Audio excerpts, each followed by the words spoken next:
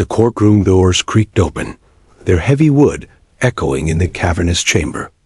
All at once, whispers rippled through the rows of spectators, like wind rustling through dry leaves. Heads turned. Pens froze in the hands of reporters. Even the bailiff's stern composure faltered for a second. A tiny girl no taller than the bench she was about to sit behind walked inside. She couldn't have been more than 8 years old. Her steps were hesitant at first, but each one was steady, anchored by the quiet presence beside her. A massive German shepherd, its polished badge gleaming from a leather harness, padded loyally at her side. The sight alone was enough to make the jury lean forward. A child witness in a trial of this magnitude was unusual enough. But a child accompanied by a police dog walking past guards, attorneys as though the animal were her shield, was unheard of. The accused, seated at the defense table, shifted in his chair. His lawyer leaned close, whispering something sharp, but the man barely heard. For weeks, he had worn a smug expression, confident that the prosecution had nothing solid to use against him. But now, as the little girl's wide eyes scanned the room, his smile wavered just slightly. Judge Reynolds, a man with decades on the bench and a reputation for keeping a firm hand on even the most volatile trials, cleared his throat. "Order," he said, though no one had spoken. The word was less a command than a reminder. This was no spectacle. This was court. Yet even he felt something shift in the air. The girl reached the witness stand. Her hand tightened on the leash, her knuckles white. The dog, sensing her nerves, brushed its side against her leg in a subtle but steadying nudge. She paused, took a small breath, and then climbed onto the tall wooden chair with the bailiff's help. From the gallery, reporters scribbled furiously. The cameras were barred from filming inside, but every description would be poured into morning headlines. Tiny child testifies against community leader. The accused leaned back, arms crossed. He tried to summon the same arrogance that had carried him for months, but his eyes betrayed something colder now. Unease. The prosecutor rose slowly, giving the girl a reassuring smile. "Thank you for being here today," he said, voice soft, careful not to overwhelm her. He nodded toward the dog.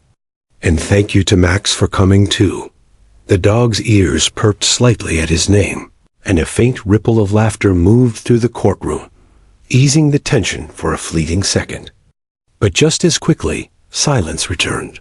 The defense attorney was already preparing objections.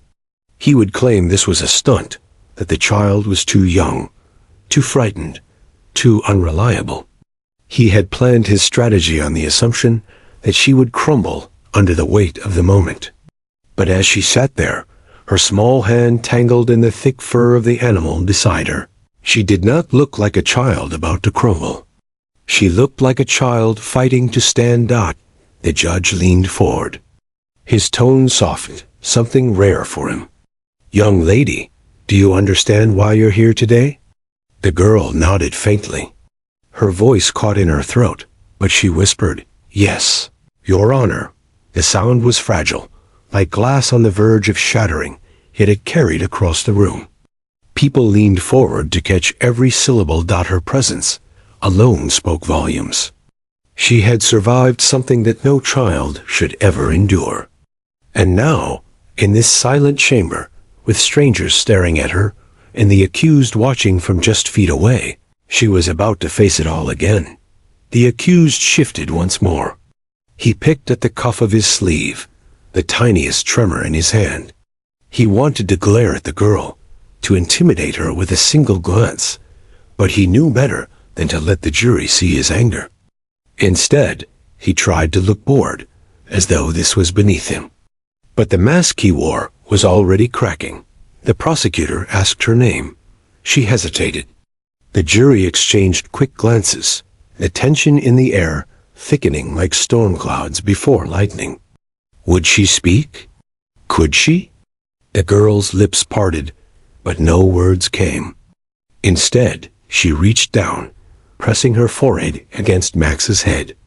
The dog didn't move, didn't break his gaze from the accused. His steady breathing seemed to fill the silence that stretched on and on. "Take your time," Judge Reynolds said gently. A cough broke from the gallery. Someone whispered. The bailiff silenced them with a stern glance. The girl finally lifted her head.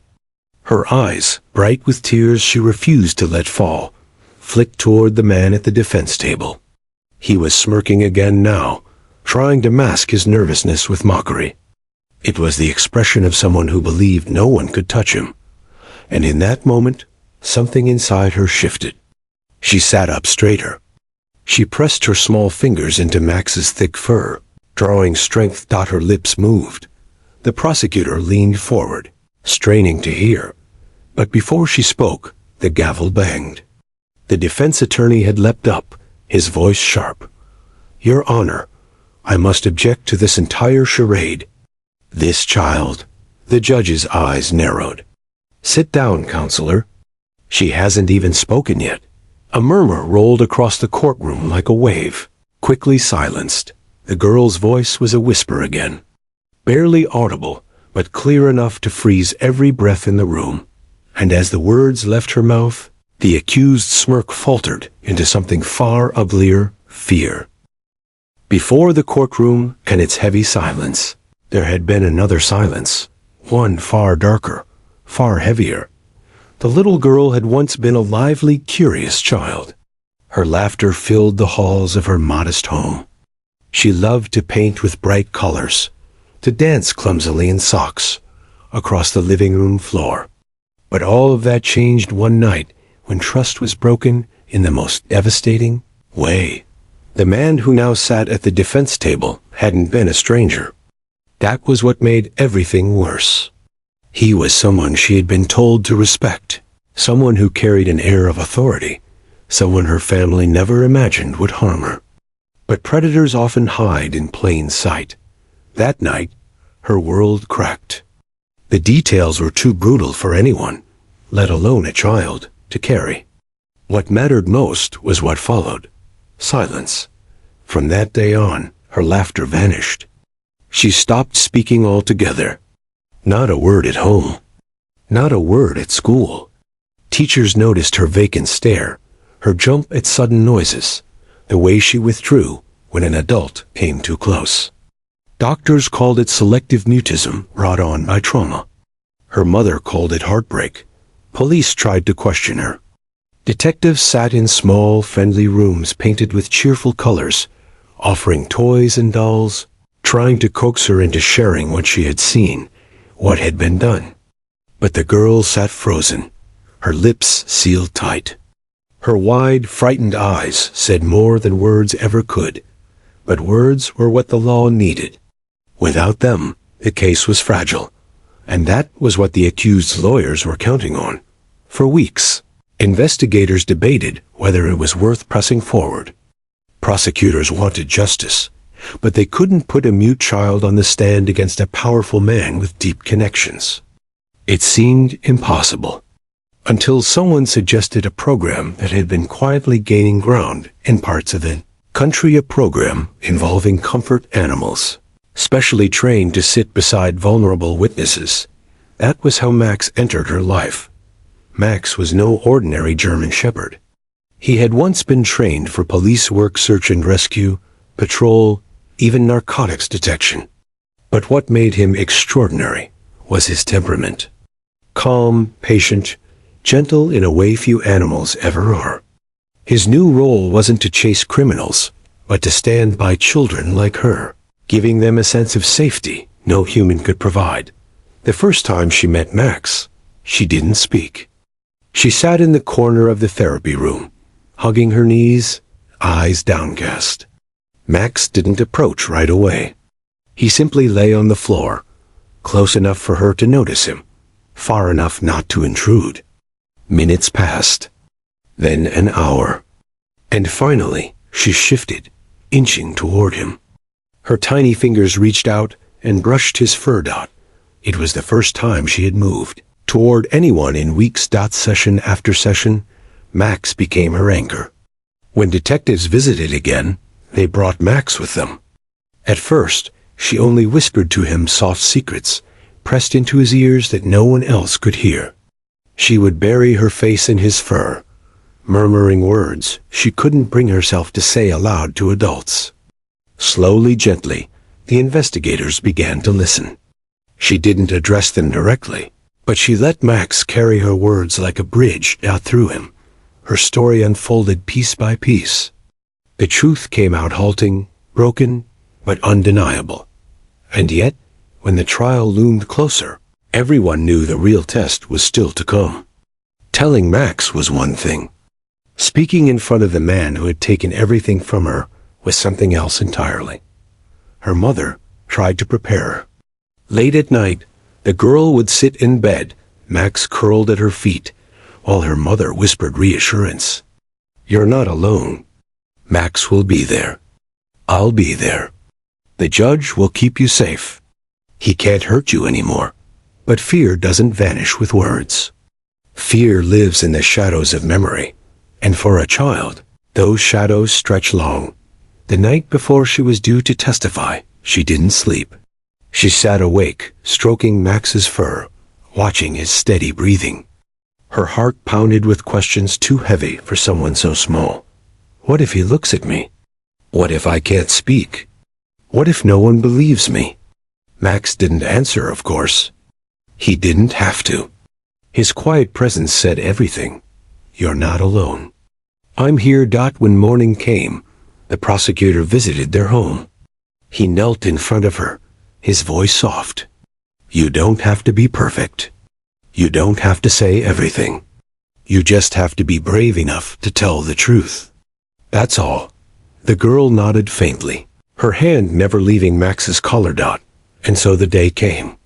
The courthouse loomed tall and intimidating, its stone steps stretching like a mountain. She held her mother's hand with one side, Max's leash with the other.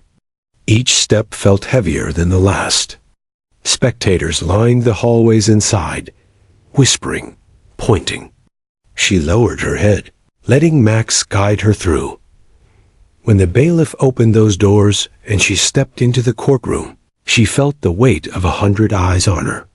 The air was colder inside, stiffer, filled with the rustle of papers, the scratch of pens. She could see the man at the defense table, sitting with his lawyers, pretending to be calm. Her stomach twisted. Fear bubbled inside her. But then Max nudged her leg. Just a small touch. A reminder. She looked down into his warm brown eyes, steady and patient, and something inside her steadied too. She walked forward. The silence in the courtroom wasn't just curiosity anymore. It was awe.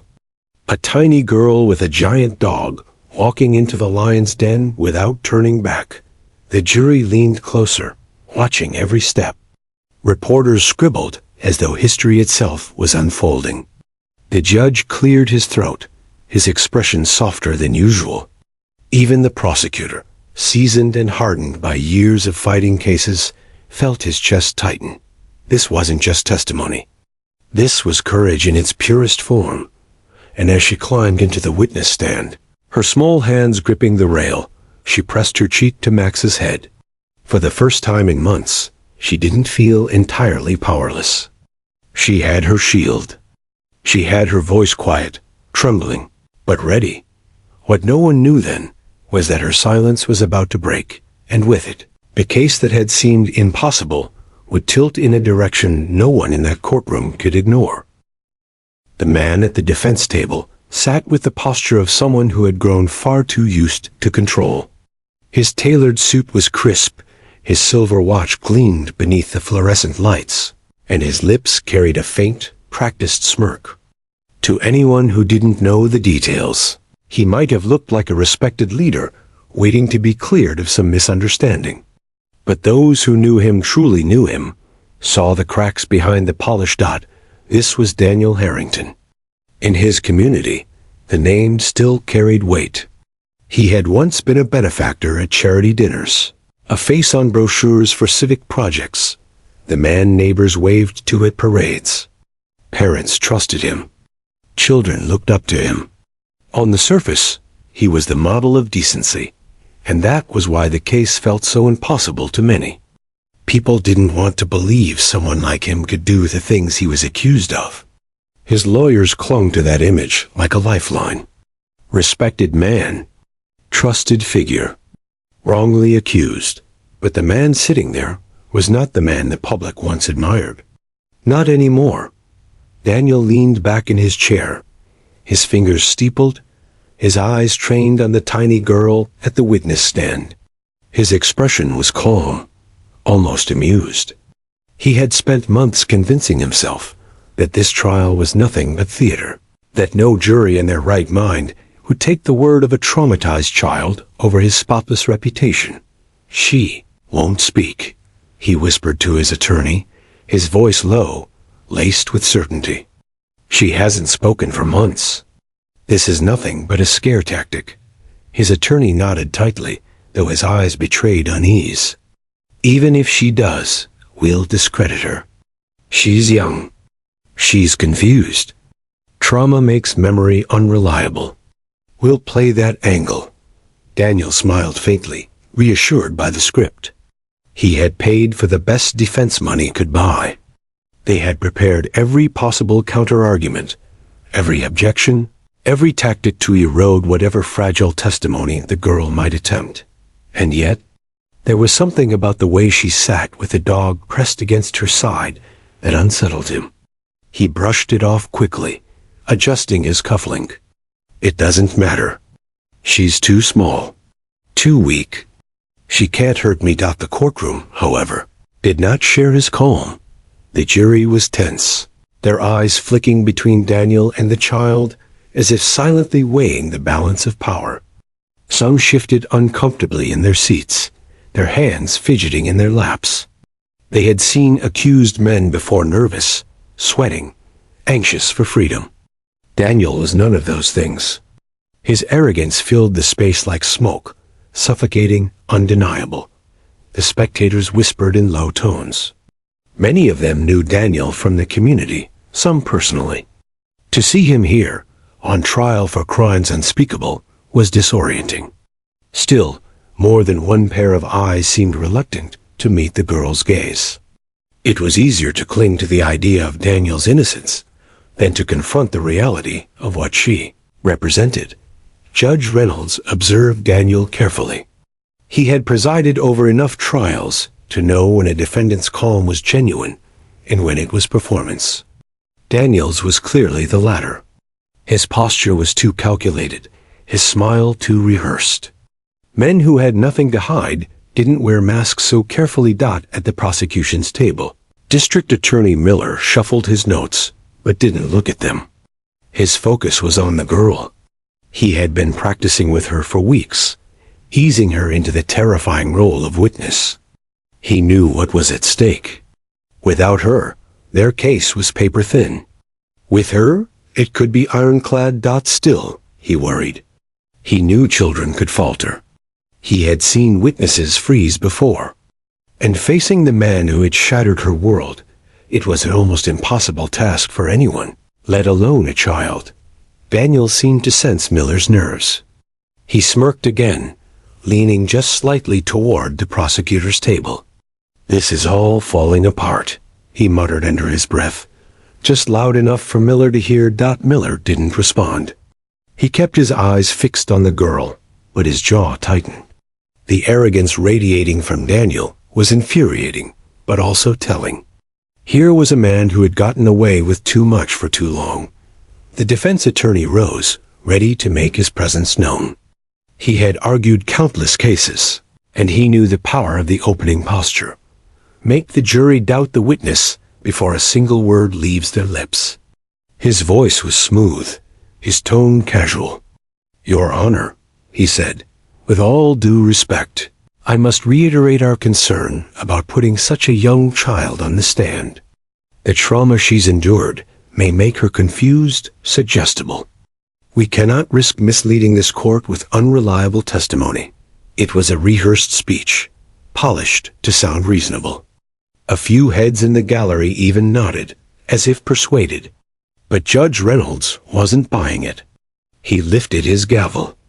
Counselor, you've already made this objection in pretrial. Overruled. The witness may proceed. Defense attorney sat reluctantly, his jaw tight. Daniel patted his arm, as though to reassure him. He wasn't worried. Not yet. The girl glanced nervously at the accused. For a split second, their eyes met. Daniel tilted his head, his smirk widening just slightly. It wasn't overt, but the message was clear.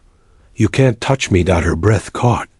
She lowered her eyes quickly, clutching Max's fur until her knuckles turned white.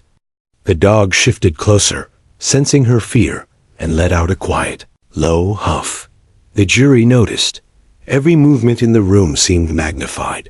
The rustle of a juror's sleeve, the click of a pen, the distant hum of the overhead lights. The weight of expectation pressed down on everyone. Daniel, however, was calm. Too calm. He tapped his fingers on the table, one by one, as though ticking off the seconds until the moment passed and the case collapsed. He imagined himself walking out of this building, his reputation intact, his power restored. But deep down, in the quiet corners of his mind, something gnawed at him. He wouldn't admit it, not even to himself, but he had underestimated the girl once before. What if, just what if, she found her voice? He dismissed the thought quickly. Impossible. She was too broken, too small. And yet, as the prosecutor approached the witness stand, offering the girl a kind smile and asking her first gentle question, Daniel felt the faintest flicker of doubt in his chest. It was gone in an instant, masked by his smirk. But it had been there. The courtroom leaned forward, waiting. And Daniel Harrington, the man who believed himself untouchable, didn't yet realize that his arrogance was about to become his undoing. The air in the courtroom grew thick, as if every breath had been held at once. The prosecutor's gentle question hung in the air, unanswered. All eyes turned to the girl, perched on the witness stand with Max pressed firmly against her leg. Her lips parted, but no sound came. She stared at the microphone in front of her, as though it were a wall too high to climb. Her small hands trembled against Max's fur, gripping so tightly that the dog shifted, leaning into her touch as though to say, "I'm here. You can do this." The judge leaned forward slightly, his stern face softening. "Take your time, sweetheart," he said, his voice quieter than anyone had ever heard in that courtroom. The jury exchanged glances.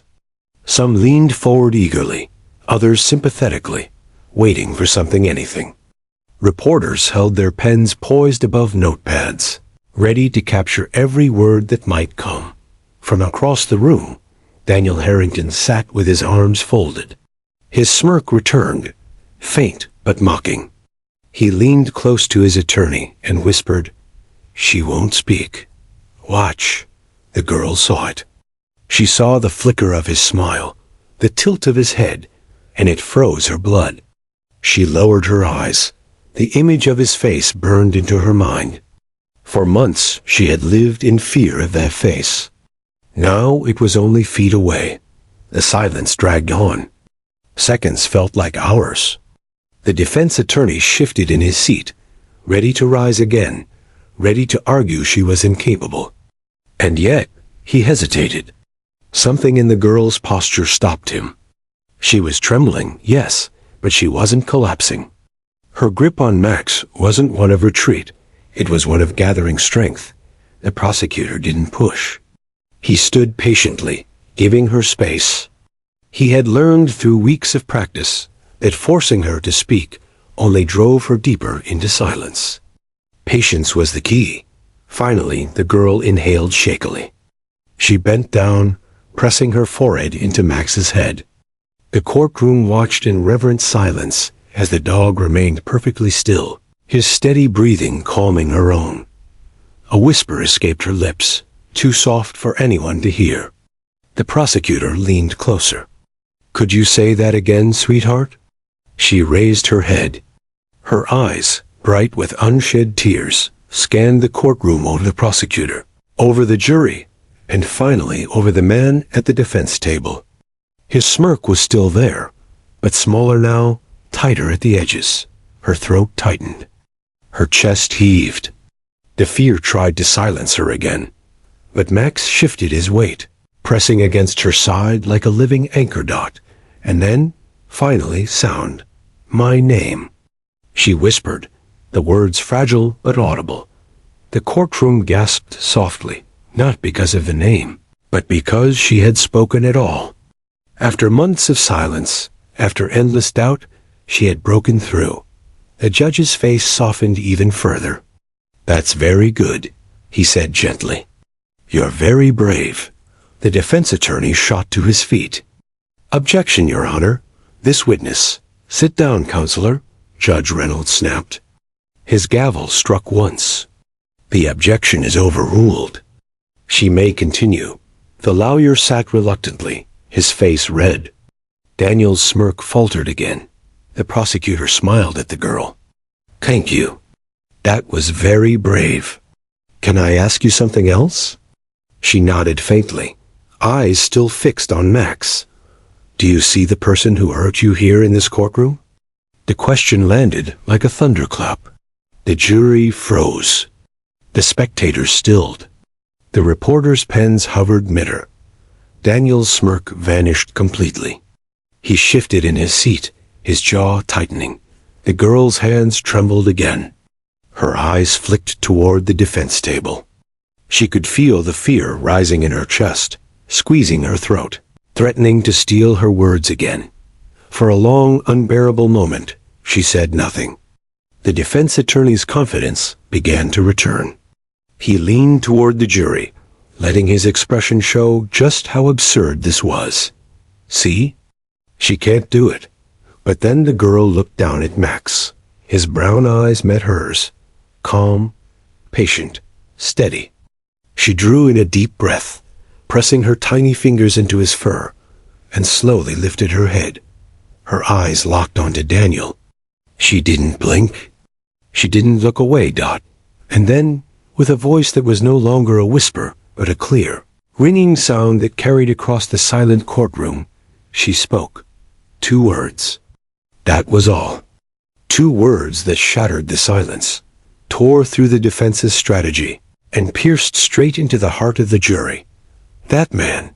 Gasps rippled through the room. Someone in the gallery dropped a pen. The jury's eyes widened in unison, every head swiveling toward the accused. Daniel's face drained of color. His mask cracked, the arrogance slipping away in an instant. For the first time, true panic flashed in his eyes. The defense attorney shot to his feet, shouting, "Objection!" Leading the witness. She's been coached. His voice cracked under the weight of urgency. Overruled. Judge Reynolds barked, his gavel slamming down hard. The room buzzed with energy, like the air before a storm. Spectators whispered furiously. The jury scribbled notes, their faces pale but intent. The prosecutors exchanged glances, their eyes alight with hope.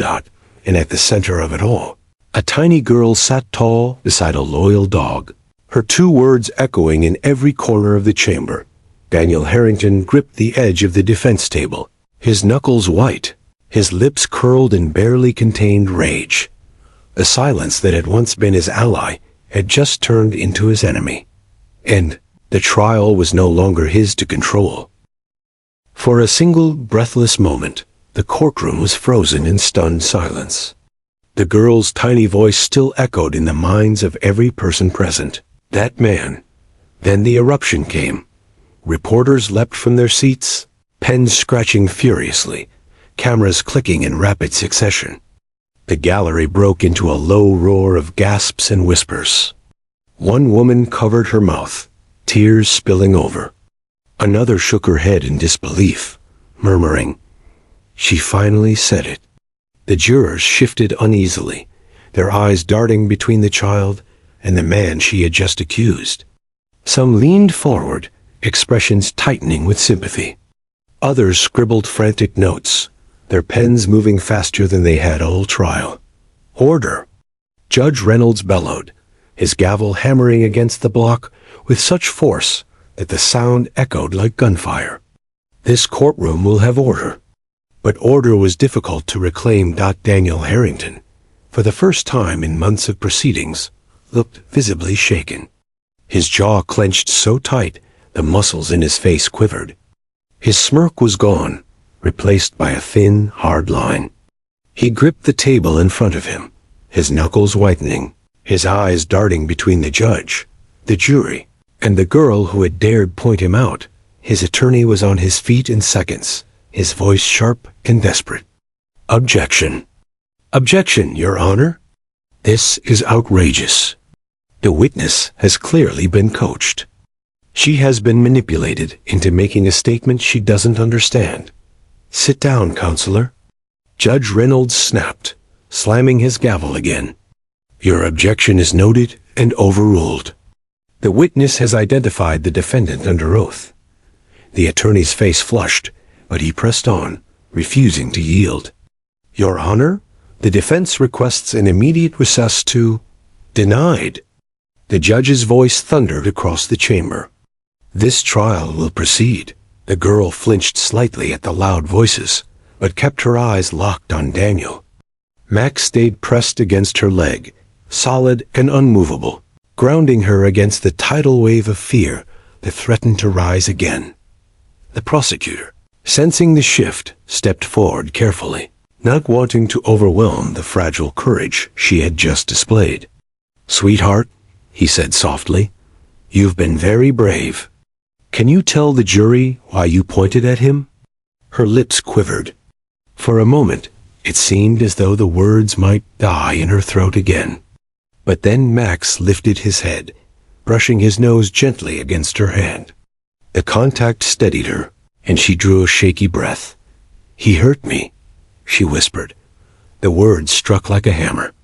A collective gasp swept the courtroom. Several jurors shifted visibly, their faces hardening. The gallery erupted again in low murmurs and shocked exclamations. The defense attorney shot up once more, shouting, "Objection! Objection to this testimony.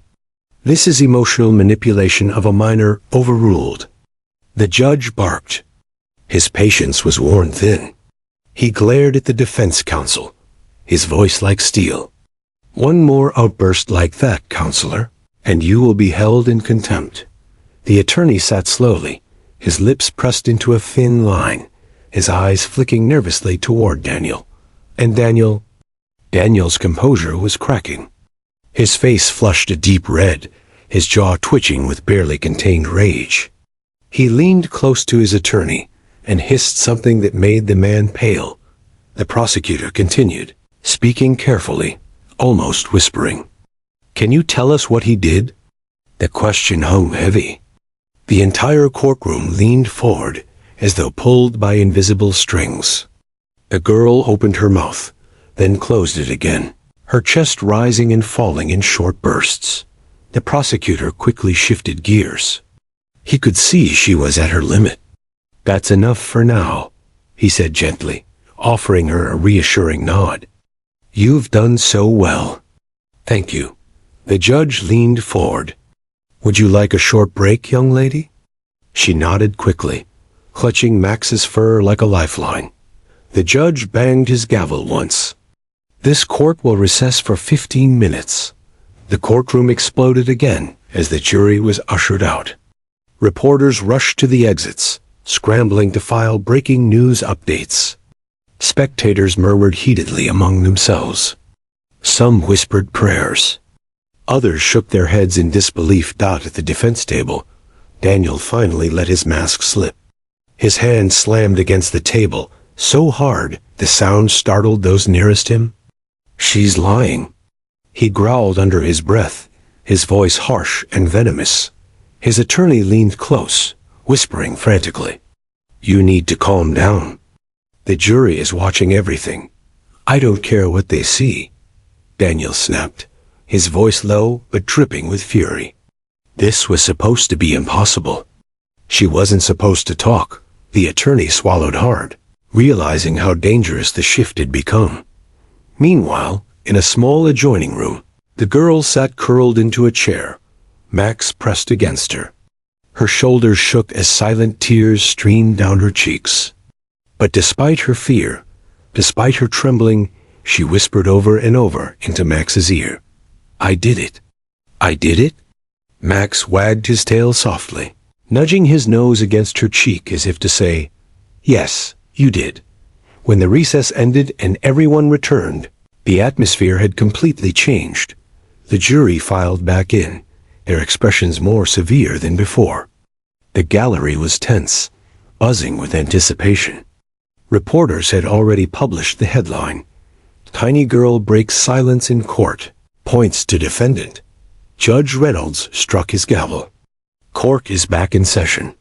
All eyes turned again to the girl as she returned to the witness stand. Her steps were slow, her hands trembling, but she held her head a little higher than before. Max padded beside her faithfully, guiding her to her seat. Daniel tried to reclaim his smirk, but it no longer reached his eyes. The mask was cracked, and everyone could see it. The prosecutor rose again. His voice was calm, but there was steel beneath it. "Members of the jury, what you have just witnessed is not the rehearsed testimony of a coached child. It is the raw courage of a victim who found her voice in this courtroom, for the very first time, to tell you the truth." The defense attorney slammed his hand against the table. "Objection." "Overruled," the judge said instantly.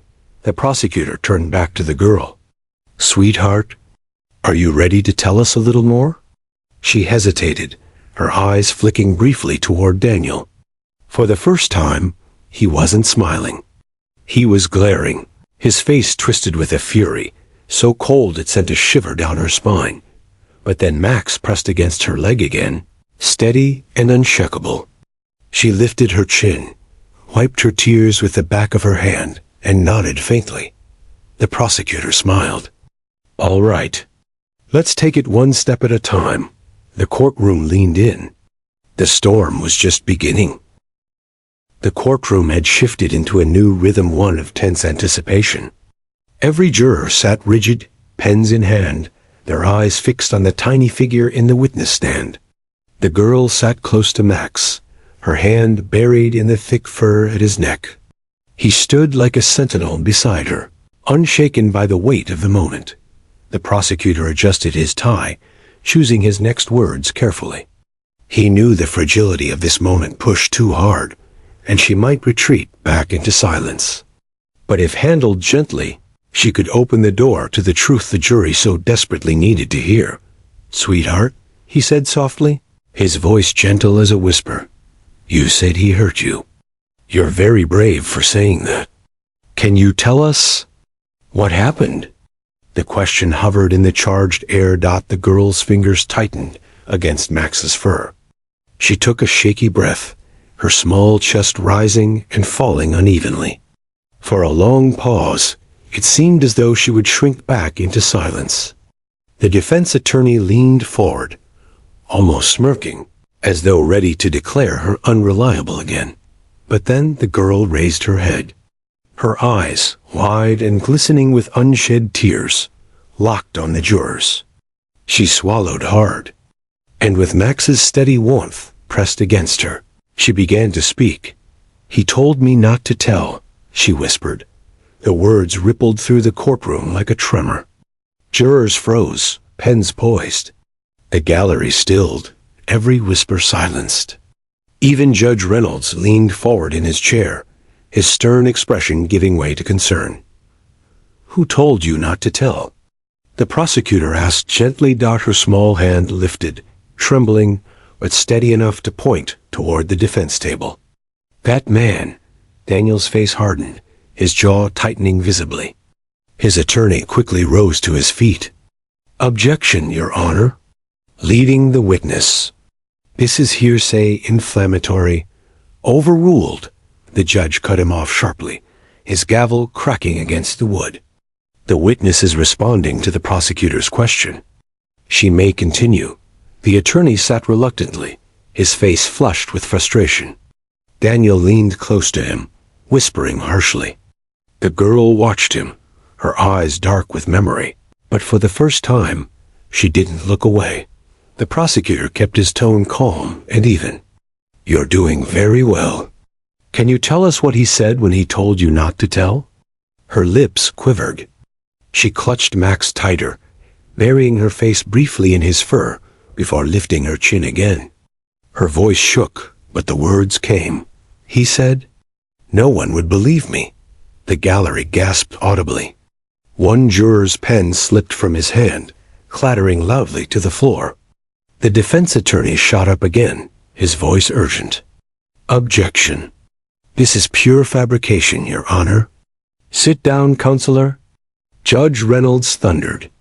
"The objection is overruled. The witness will continue." The prosecutor nodded encouragingly. "And did you believe him, sweetheart?" She nodded faintly. "Yes, why?" Her eyes darted to Daniel, then back to Max. She drew in another shaky breath. "Because he was powerful. Because he was scary. And he said if I talked, bad things would happen."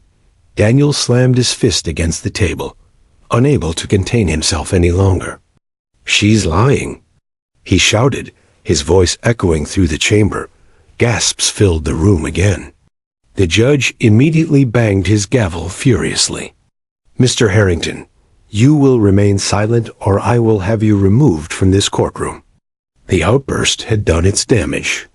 The jurors exchanged uneasy glances, several scribbling furiously on their notepads. The mask of control Daniel had worn for months was cracking, and everyone had just seen it. The prosecutor allowed the silence to linger, letting the jurors absorb what they had just witnessed. Then he turned back to the girl. "You're very strong," he said softly. "Can you tell us, did Max help you feel safe enough to speak today?" Her expression softened as she looked down at the dog beside her. She nodded firmly this time, even managing the faintest smile. "Yes, he never leaves me. He makes me feel not alone." The prosecutor gave the jury a meaningful glance, allowing the girl's words to resonate. Then he stepped back. "Your Honor, no further questions at this time." Judge Reynolds nodded. "Defense may cross-examine." The courtroom shifted. The defense attorney rose slowly, straightening his jacket. He approached the witness stand with deliberate steps, his eyes narrowing on the girl as though she were nothing more than a puzzle to dismantle. "Good afternoon," he said, his voice falsely sweet. "You've been very brave, haven't you?" The girl didn't respond. She gripped Max's fur tighter, staring straight ahead. He tilted his head, smiling faintly. "You like dogs, don't you?" She nodded faintly. "And Max has been with you during all your preparation for this trial, hasn't he?" Another nod. "So it would be fair to say you feel safest when he's around?" She whispered, "Yes." The attorney turned toward the jury, spreading his hands. "Ladies and gentlemen, you see? This child is only able to speak when comforted by an animal. Her testimony cannot be considered reliable under the stress of this courtroom." The prosecutor immediately rose. "Objection. Mischaracterization of the witness. Sustained," Judge Reynolds said sharply. The defense attorney smirked slightly, turning back to the girl. "Tell me, sweetheart, did anyone tell you what to say today? Did anyone, maybe your mother, maybe the prosecutor, practice these words with you?" The girl's eyes widened. She shook her head quickly, tears brimming. "No, no?" He pressed. "Are you sure?" Max growled softly, a low rumble in his chest, sensing her distress. The defense attorney froze, taken aback for a moment. Judge Reynolds leaned forward. "Control your tone, counselor." The girl swallowed hard, then said, stronger this time, "No one told me." "I remember." The attorney paused, surprised at the firmness in her voice. He regrouped, forcing a smile. "And yet, you were silent all these months. Why speak now, after so long?" Her answer came without hesitation. "Because Max told me I could." The room stilled. The defense attorney blinked, taken aback by the simplicity of her response. The jury exchanged looks, some smiling faintly, others nodding. The prosecutor allowed himself the faintest smile. He knew the truth of what she meant. Max had given her strength when humans couldn't. The defense attorney floundered for another question, but his confidence was slipping. He muttered, "No further questions," and returned to his seat. The courtroom buzzed softly as the girl was gently escorted from the stand. She held her head higher than before, Max walking proudly at her side. For the first time, the balance of the trial had shifted. The silence that once protected Daniel Harrington had been broken, replaced by a voice so small, yet so powerful that it shook the very foundations of his defense, and the jury had heard every word. When the girl and Max stepped down from the stand, the courtroom shifted in a way that could not be undone. For months, Daniel Harrington had walked into the chamber with the confidence of a man untouchable, his wealth and influence shielding him. But now, with two simple words from a child, the armor he had worn so proudly was beginning to crack. The jury's faces told the story.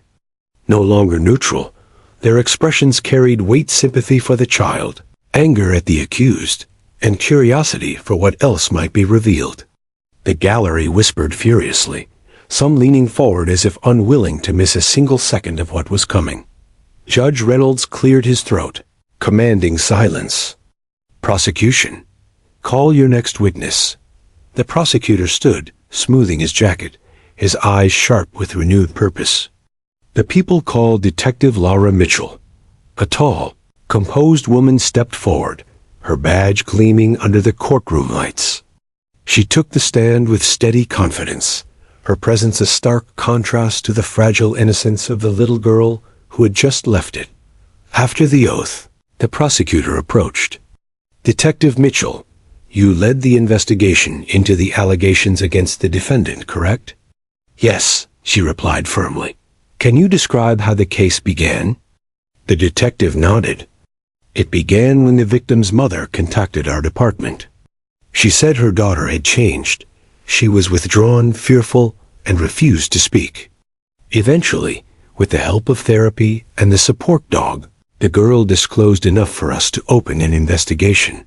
Daniel shifted in his seat, his fingers drumming hard against the table. His attorney placed a calming hand on his arm, whispering urgently, but Daniel's jaw clenched tighter. The prosecutor continued. "Detective, during your investigation, did you find any corroborating evidence?" "Yes," Mitchell said, her voice clear. "We obtained surveillance footage from a security camera near the defendant's estate. It shows the victim being escorted into his home on multiple occasions, often late at night. Additionally, we recovered text messages from a phone belonging to Mr. Harrington." At the defense table, Daniel's attorney shot up. "Objection. Relevance." "Those texts were taken out of context." Judge Reynolds cut him off. "Overruled. The jury will decide the context." The prosecutor nodded. "Detective, what did those messages say?" Mitchell lifted a folder from the evidence table. Several messages instructed staff members to keep certain doors locked, not to disturb him during particular hours, and not to ask questions about visitors. One message specifically stated, "No one is to know about the girl." A stunned hush fell over the courtroom. The jurors' eyes widened. Pens scribbled furiously. Daniel's face turned crimson. He leaned forward, hissing under his breath at his lawyer. "You said they didn't have those." His lawyer whispered back urgently, sweat beading at his temple. The prosecutor walked calmly to the jury box, holding up a printed copy of the text. "Members of the jury, this is not the voice of a man who is innocent. This is the voice of someone hiding a crime." The defense attorney leapt to his feet again. "Objection. That is the prosecutor's interpretation." "Sustained," Judge Reynolds said, glaring at the prosecutor. "The jury will disregard counsel's characterization." "Detective Mitchell, continue." Mitchell adjusted her posture. "We also discovered financial records, large sums of money transferred quietly to certain individuals who later refused to testify. We believe these were bribes intended to silence potential witnesses. The gallery erupted into gasps. Judge Reynolds slammed his gavel. Order! I will have silence in this courtroom. The defense attorney scrambled to regain ground. Detective, did you personally witness the alleged events between my client and the girl? No, Mitchell admitted calmly. Then all you have are circumstantial pieces of evidence. Isn't that correct? Mitchell's gaze was sharp. No, sir. What we have are patterns, corroboration, and now the sworn testimony of a child who finally found the courage to speak. Together, those are not circumstantial. They are damning. The defense attorney paled but forced a smirk. Retreating to his seat, Daniel was less composed. He slammed both fists against the table. This is a setup. You're all against me. His voice roared across the chamber, raw and furious. The courtroom froze. Judge Reynolds' face turned dark. Mr. Harrington, one more outburst and I will have you removed in restraints. Do you understand me? Daniel glared, his chest heaving, but he sank slowly into his chair. Still, the damage was done.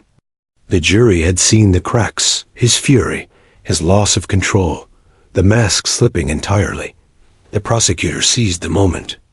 Detective, in your professional opinion, based on the evidence you gathered, do the facts support the victim's testimony? Yes, she said firmly. They do. Thank you. No further questions. The defense declined cross-examination, their strategy shifting into desperate damage control. As Detective Mitchell stepped down, the prosecutor rose again. The people called Dr. Sarah Lang, child psychologist. A middle-aged woman with kind eyes approached the stand. She was sworn in and took her seat, folding her hands calmly. Dr. Lang, the prosecutor began, you've been working with the victim, correct? Yes, I've been her therapist for nearly a year. Can you explain to the jury why she remained silent for so long? Dr. Lang nodded. Children who experience trauma often enter a state called selective mutism. They physically can't speak in environments tied to their fear. This is not dishonesty. It's survival. The fact that she spoke in court is remarkable, a testament to her healing and the support she received from Max, the therapy dog. The jurors leaned in. Some nodded slowly, absorbing the explanation. And in your professional opinion, the prosecutor pressed, was her testimony today consistent with the behavior of a traumatized child telling the truth? Yes, Dr. Lang said firmly. Her mannerisms, her hesitation, her reliance on Max, all of these are classic indicators of genuine trauma disclosure, not fabrication. The defense attorney stood quickly, pouncing. Doctor, isn't it true that children can be influenced by suggestion? That they can, in fact, be coached? Yes, Dr. Lang replied smoothly. But coached children often display rehearsed confidence. They repeat memorized lines. This child was hesitant, emotional, and visibly terrified of the accused. That is not coaching, that is authenticity.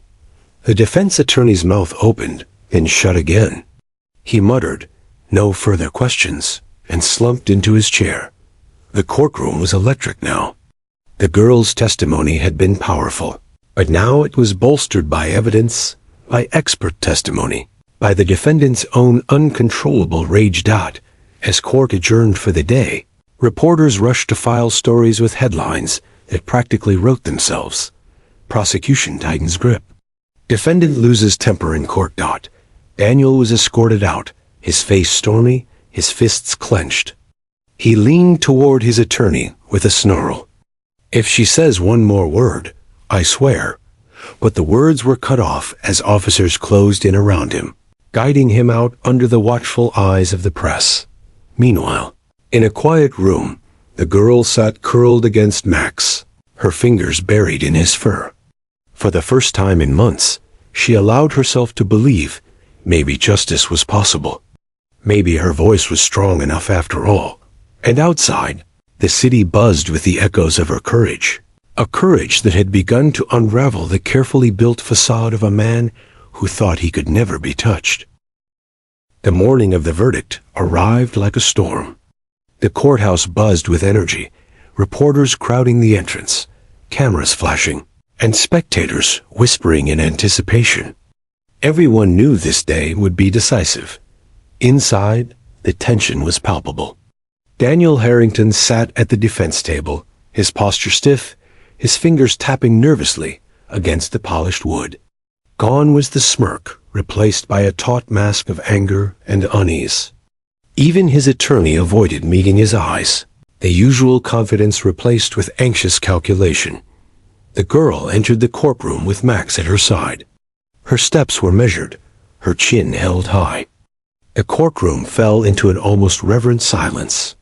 Weeks of preparation, months of fear, and a lifetime of trauma had led to this moment. Judge Reynolds called the court to order. "Ladies and gentlemen of the jury, have you reached a verdict?" The jury foreperson stood, the weight of responsibility etched into her face. She held the folded slip of paper tightly, hands trembling ever so slightly. The room held its collective breath. "Yes, Your Honor," she said. Daniel shifted in his seat, his eyes darting nervously to his attorney, then to the jury. His jaw tightened as if bracing for impact. The foreperson began to read. "In the case of the People versus Daniel Harrington, on the charge of child abuse and related offenses, we the jury find the defendant." The pause that followed was torturous. Every eye in the courtroom widened, every heartbeat felt magnified. Guilty on all counts. The courtroom erupted. Gasps, whispers, and shouts mingled in a cacophony of disbelief and relief. The little girl's eyes welled with tears. Max nudged her leg gently, his steady presence grounding her amid the chaos. Daniel's face went pale. He sat frozen for a moment, staring at the jury, the gavel, the little girl who had destroyed his carefully constructed world with two simple words. Then rage overtook him. "This isn't real," he shouted, his voice cracking. "This is a mistake. You can't." Judge Reynolds banged his gavel sharply. "Mr. Harrington, silence. You will have the opportunity for an appeal, but in this courtroom, you will remain silent." Officers moved swiftly to escort him out. His hands trembled as they cuffed him, and the smug confidence he had once exuded was gone. For the first time in decades, he was powerless. The little girl watched quietly as he was led away. She felt the weight of everything lift, just a fraction, the fear, the uncertainty, the oppressive shadow that had followed her for so long. Max nuzzled her cheek gently, and she buried her face in his fur, whispering softly, "We did it, Max. We did it." The courtroom slowly settled. The jurors were still processing, the spectators murmuring quietly, reporters scribbling furiously. The prosecutor gave a subtle nod toward the girl, acknowledging her courage without words. Outside the courthouse, the sun had begun to break through clouds, spilling warm light across the stone steps. News crews reported live, their voices urgent and excited. Headlines screamed across screens. "Tiny girl testifies, justice served." "Accused child abuser convicted after brave testimony." "Police dog Max stands guard, helps child find voice." For the girl and her mother, this was more than just a verdict. It was a reclaiming of life stolen by fear and cruelty. The months of therapy, the painstakingly slow steps toward courage, the sleepless nights haunted by memories, it all culminated in this moment of vindication. In the quiet aftermath, she hugged her mother tightly, tears streaming freely. "I was so scared," she whispered. Her mother stroked her hair gently. "I know, baby. But you were so brave. So very brave." Max barked softly, almost as if agreeing, nudging her gently to encourage the smiles to return. The prosecutor watched from a distance, allowing the girl her moment. This case had been one of the hardest of his career, fraught with challenges, doubts, and moments where hope had nearly faltered. But in the end, truth had prevailed. Courage, even in its smallest form, had won. Daniel Harrington was led into a holding cell, his face a mixture of disbelief and fury. For the first time in his life, he faced the consequences of his actions fully, with no amount of money, influence, or intimidation able to shield him. The trial had exposed his lies, his manipulations, and his cruelty. The very courtroom he had once walked through with arrogance was now the stage for his downfall. Back in the gallery, spectators whispered their approval and relief. Many had followed the case closely, but seeing the verdict delivered after months of suspense brought a collective exhale. Justice had been served, and a community had witnessed the triumph of truth over fear. For the little girl, the journey wasn't over, but the path ahead was brighter. The nightmares might linger, but the knowledge that her voice could be heard, that it mattered, would sustain her. With Max at her side, she could face the world with courage she hadn't known existed. Later, in the quiet of their home, she placed her small hand on Max's head, whispering once more, "Thank you, Max. You kept me safe." The dog nudged her gently in return, his eyes calm, steady, and unwavering. And outside, the city moved on, but a story had been written that no one would forget. A story of courage, resilience, and the extraordinary bond between a child and her guardian dog. In that moment, justice was more than a verdict. It was a testament to bravery, truth, and the power of even the smallest voice to topple the greatest tyranny.